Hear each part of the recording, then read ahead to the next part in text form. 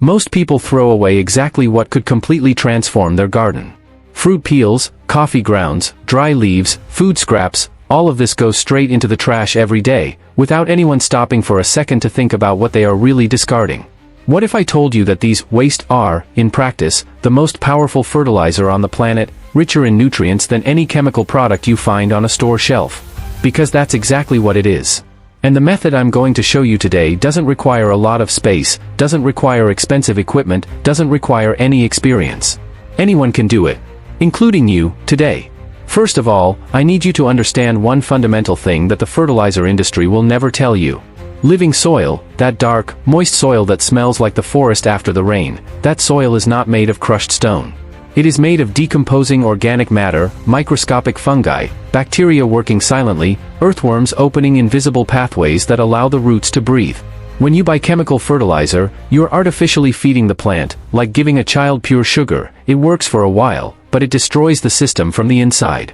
What I'm going to show you truly feeds the soil. And living soil produces plants you never imagined possible to grow. The method is called accelerated composting. And before you think, oh, I already know what that is, wait.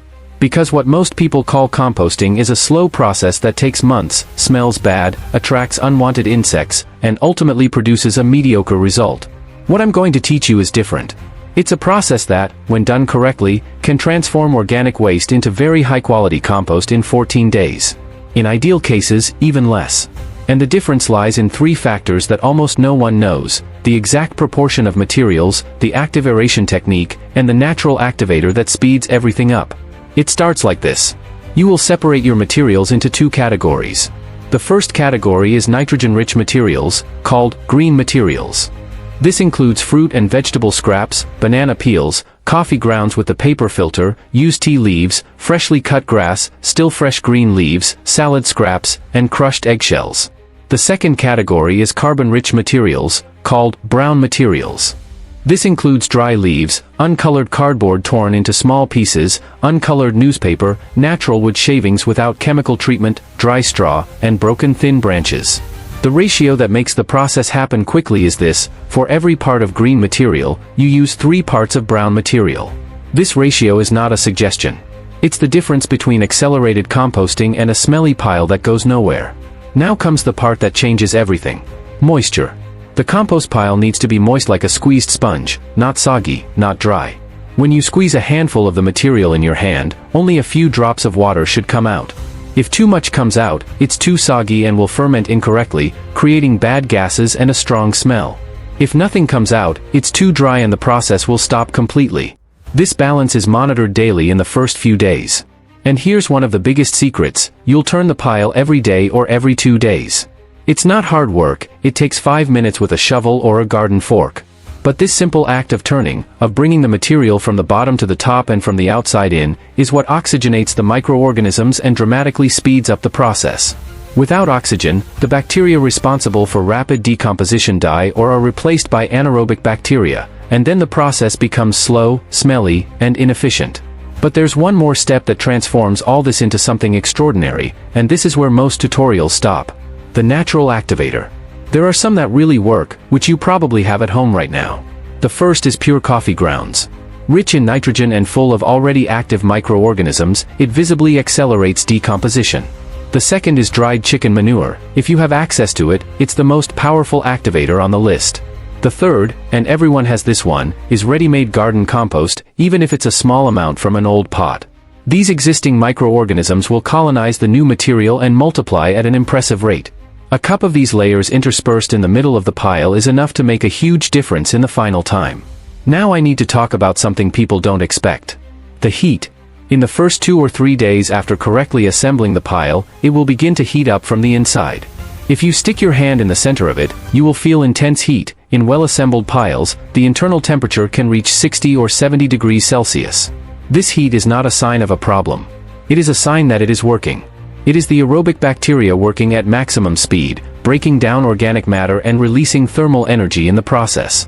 This heat also kills weed seeds and unwanted pathogens, leaving the final compost completely safe to use on any plant, including in food gardens. When the temperature begins to drop, it's time to turn it over again. This reintroduces oxygen, and the heat cycle begins again. By around the 7th day, you will already notice a clear visual change. The material will have reduced in volume, sometimes by half, and will be becoming darker, more homogeneous. The smell, if you did everything right, will be of wet earth. There will be no strong smell of putrefaction.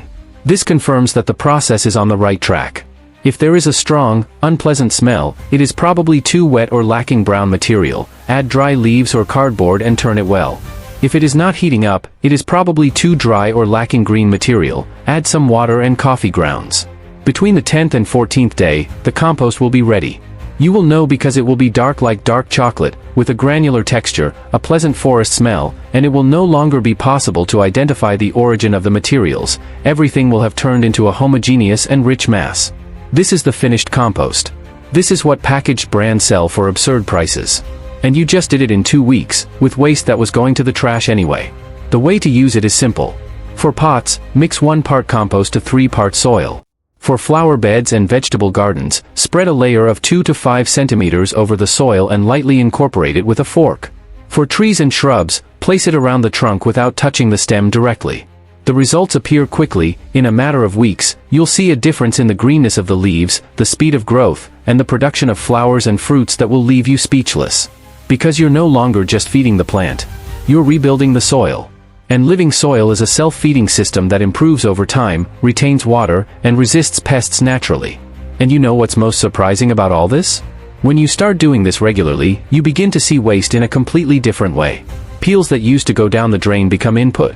Leaves that you would sweep out of the garden become gold.